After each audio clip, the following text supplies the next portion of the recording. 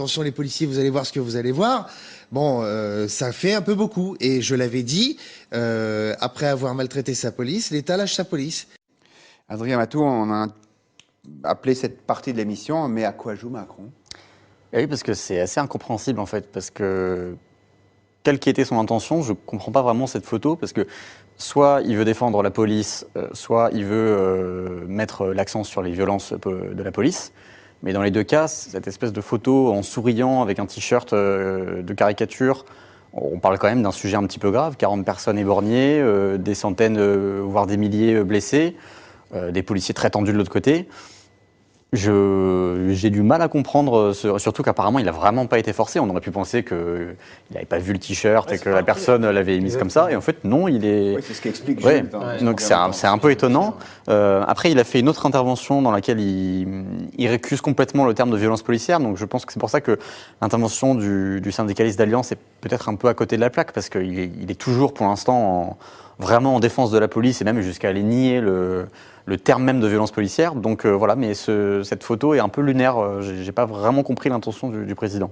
Et vous, Richard Bouygues, vous avez compris l'intention ? Non, pas trop. J'avoue que les propos de Jules sont un peu inquiétants, voire un peu hallucinants quand il décrit les conditions dans lesquelles cette photo s'est faite.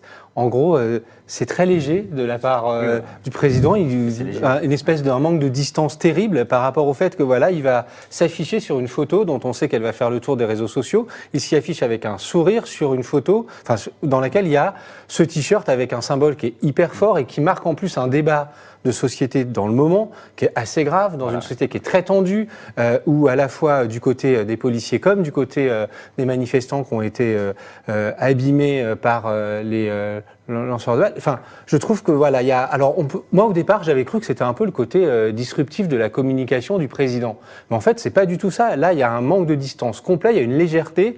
On lui passe un t-shirt, il le passe, et après, il rétropédale en disant c'est la liberté d'expression. Mais en fait, voilà, toute cette séquence-là, alors c'est très bizarre, hein, parce que souvent on a dit ici sur ce plateau qu'il y avait une espèce de maîtrise de la communication du président, qu'il aimait bien aller franchir des frontières, franchir des lignes jaunes, que ça faisait partie un peu du personnage qu'il aimait bien cette provocation, que ça faisait partie aussi de cette volonté de faire bouger la société. Mais là, j'allais dire, il est presque pris à son propre piège, on le voit. Si Jules nous raconte exactement dans les conditions dans lesquelles ça s'est passé, je trouve qu'il y a de la légèreté et un manque de distance terrible pour un président sur un objet comme ça, qui va faire le tour des réseaux sociaux dans la séquence politique que l'on traverse, où justement les violences policières, qu'il récuse par ailleurs, mais sont interrogées. Donc je trouve que c'est très bizarre et pour le coup, moi j'y vois vraiment le côté, la déliquescence de la com